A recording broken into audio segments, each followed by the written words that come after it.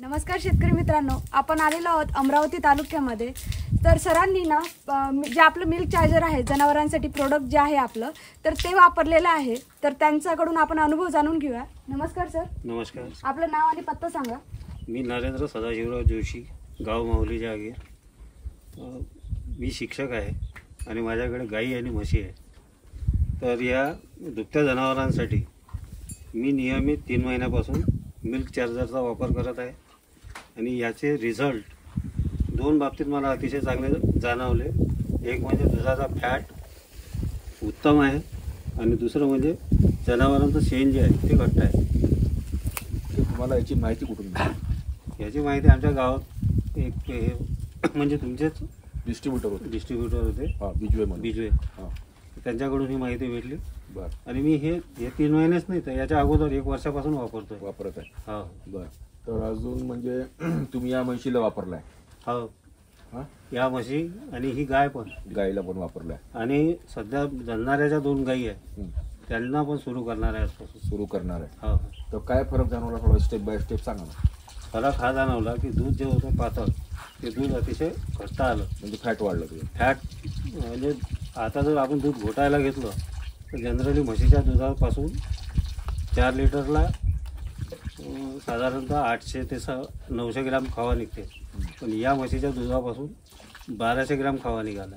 अरे वा. 4 लिटरमध्ये खूप चांगले हा सर्वात चांगला रिझल्ट याचा हाच आहे की दूध अतिशय चांगलं येते, फॅट अतिशय चांगलं.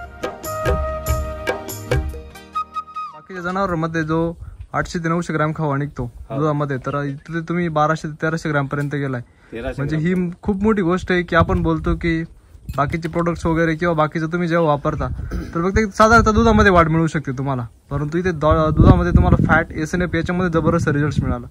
म्हणजे कमीत कमी आपण बघतो की जे दुधामध्ये फॅट, SNF आहे हे आपल्या चाऱ्यावरती डिपेंड आहे. बरोबर. जर तुमचा चारा व्यवस्थित असेल आणि त्याच्यानंतर तुम्ही जर मिल्क चार्जरचा वापर करताय तर तुम्हाला याच्यामध्ये रिझल्ट दिसतात. तुम्हाला जे फॅट, SNF जे आहे दुधामध्ये जो घट्टपणा आला तो किती दिवसानंतर दिसला? तो साधारणतः काही नाही 20 ते 22 दिवसात.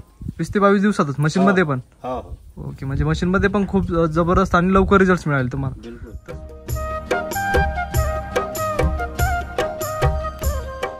तर सुरुवातीच्या काळामध्ये जेव्हा तुम्ही मिल्क चार्जर सुरू केलं तर मिल्क चार्जर सुरू करण्याचा मागचा हेतू काय होता? की काही समस्या होत्या जनावरांमध्ये? नाही, जनावरांमध्ये समस्या नव्हत्या, पण मलाच म्हणजे माझे जेवढे काही मित्र लोक आहे ज्यांना मी दूध पुरवठा करतो त्या सगळ्यांचा विश्वास होता की हा चांगला देणार. आणि चांगलं देण्यासाठी मिल्क चार्जरची जेव्हा माहिती मिळाली तेव्हा मी ते सुरू केलं. आणि गाईच्या दुधामध्ये मागच्या वर्षी पण मी पाहिलं जनरली 4 पर्यंत फॅट असायचा. माझ्या गाईमध्ये तो 6 पर्यंत दिसला. अरे वा. म्हणजे याचा जो रिझल्ट आहे हा अतिशय चांगला आहे. दूध जर चांगलं पाहिजे असेल तर त्या लोकांना मिल्क चार्जरचा वापर करावा. तुम्ही जे आहे दूध बाहेर विकता है ना, तुमच्या म्हणजे गावात विकता, घरून शहरात विकता, तर तुम्ही जे तुमचे जे कस्टमर आहे दूध विकत घेणारे, जे ग्राहक वर्ग आहे तुमचा जो ग्राहक वर्ग आहे त्यांचे काय त्याच्यापासून काय फरक? दुधाबद्दल सांगतो ना, सगळे ग्राहक जे आहे म्हणजे दूध जर कमी झालं तर एखादी गाय विकत घ्यायची असेल तर उधार पैसे देण्याची तयारी असते त्यांची इतक्यापर्यंत. पण दूध बंद नाही झालं पाहिजे ही प्रत्येकाची इच्छा असते. म्हणजे तेवढी त्यांना क्वालिटी देताय तुम्ही? बिलकुल.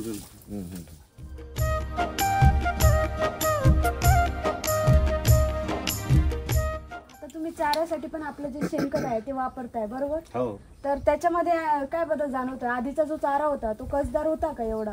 नाही, चाऱ्यामध्ये पण आम्ही हेच शेणखत वापरतो.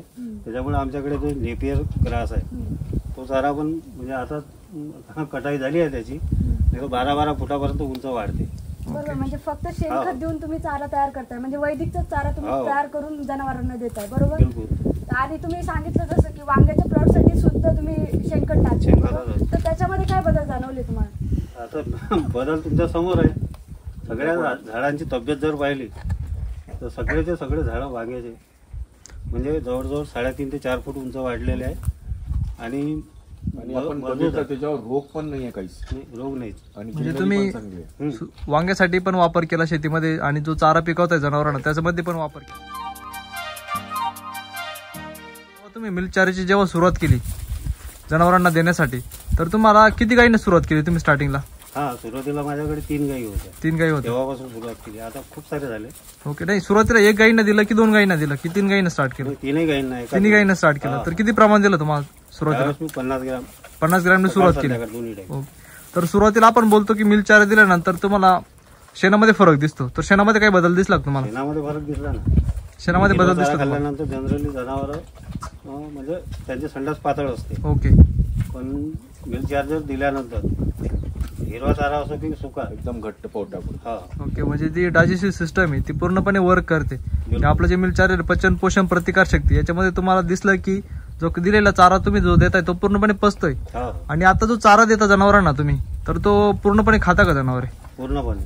खाली शिल्लक नाही ठेवत? काही शिल्लक नसते. म्हणजे ही पण आपल्यासाठी खूप मोठी बाब आहे की सध्याच्या परिस्थितीमध्ये चारा तर भरपूर प्रमाणात देतो परंतु ती जनावर तेवढं खात नाही आणि तो पचत नाही. म्हणजे दिलेला चारा पूर्णपणे जनावरांना लागू होत नाही. त्याच्यामध्ये असणारं कस आपण जे बोलतो की एवढं चारा देऊनही जनावर का वीक होतात, पूर्णपणे न पचणं, तो चारा पूर्णपणे न खाणं, मग याच्यामुळे आपल्या समस्या वाढत चालतात. बरोबर.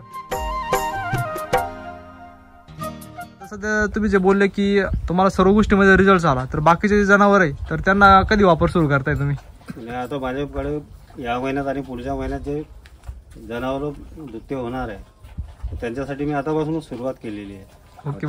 म्हणजे आता हे तुमचा गोठा पाहता. हा.